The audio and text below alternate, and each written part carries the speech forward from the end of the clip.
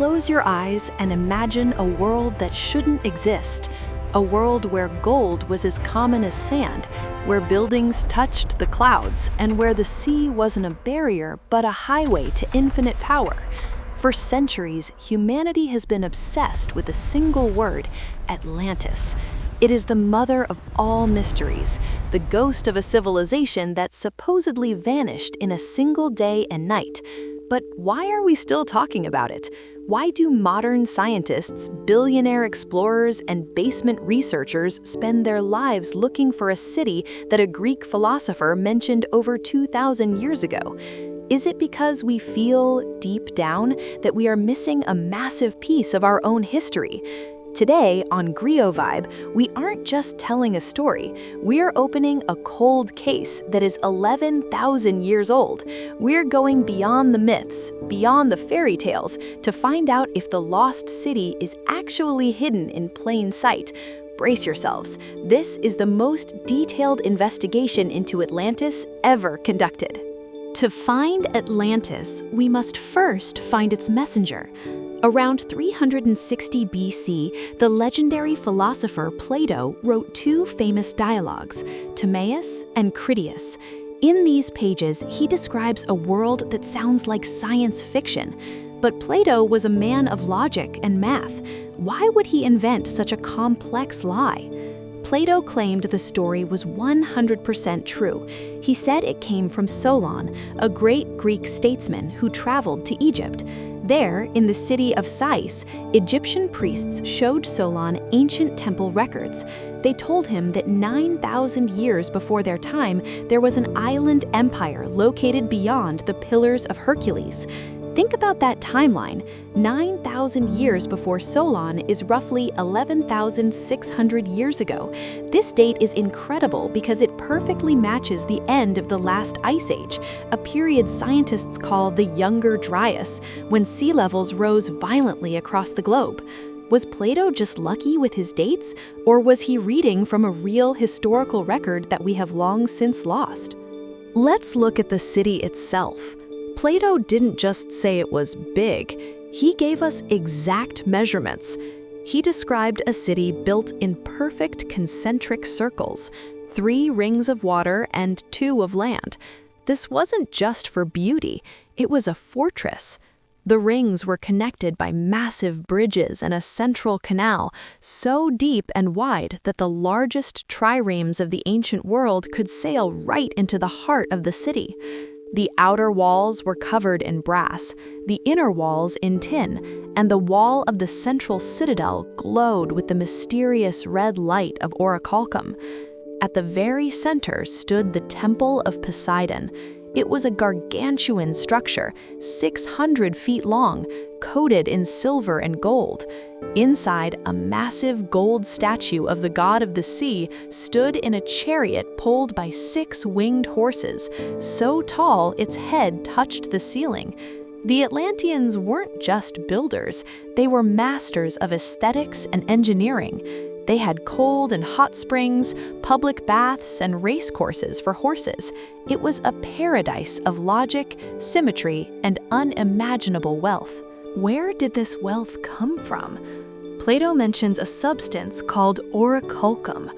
For centuries, historians thought this was a myth, but in 2015, divers off the coast of Sicily found 39 ingots of a strange red gold alloy in a 2,600-year-old shipwreck. Scientific analysis showed it was a mix of copper, zinc, and charcoal. Was this the fabled metal of Atlantis? But Atlantis wasn't just one city, it was an empire. It was ruled by 10 kings, all descendants of Poseidon. Every 5 or 6 years, these kings would meet at the central temple. They would hunt a bull with only staves and no iron weapons, sacrifice it over the sacred pillar of laws, and swear their loyalty to one another. They commanded an army that would terrify any modern general, 10,000 chariots, 1,200 ships, and hundreds of thousands of elite soldiers. They conquered everything from Libya to Egypt and parts of Europe. They were invincible. until they met the ancient Athenians. According to Plato, it was the bravery of the Greeks that finally halted the Atlantean expansion. But the real enemy wasn't an army, it was the Earth itself. Now, let's talk about the most controversial evidence in history. For 2,000 years, we looked in the Atlantic Ocean, but what if the water dried up? Enter the Richat Structure, also known as the Eye of the Sahara in Mauritania. From space, it looks like a giant blue eye in the desert, but when you look at the specks, your skin will crawl. Plato said the central island of Atlantis was 5 stadia in diameter, and the whole city was 127 stadia. If you measure the Richat Structure today, it is roughly 23.5 kilometers, the exact measurement of Plato's city. But wait, there's more. Plato said Atlantis was protected by mountains to the north. The Richat Structure has a massive mountain range to the north. He said it was surrounded by a great plain to the south, which opened to the sea. The Sahara was once a lush green savanna with a massive mega-lake called Lake Chad and a river system that flowed right past this structure. Recent geological surveys found sea salt in the sand around the eye, suggesting it was once hit by a massive oceanic flood. If a giant tsunami hit this part of Africa 11,000 years ago, it would have wiped out the city and left behind a muddy, salty wasteland. Is it possible that the sinking of Atlantis wasn't into the ocean, but under a wall of mud and water that eventually turned into the desert we see today? As the Atlanteans grew powerful, they grew arrogant. Plato says they lost their divinity and became obsessed with greed. Zeus, seeing their corruption, gathered the gods to deliver a final judgment. The end came in a single day and night. The ground began to liquefy. Giant cracks opened in the marble floors of the temples. The golden statues of the gods toppled. And then came the water. Whether it was a volcanic collapse or a massive asteroid strike in the ocean, a series of mega tsunamis swept over the rings of Atlantis. The bridges snapped like toothpicks, the majestic canals filled with silt and debris. By morning, the most advanced civilization on Earth was gone.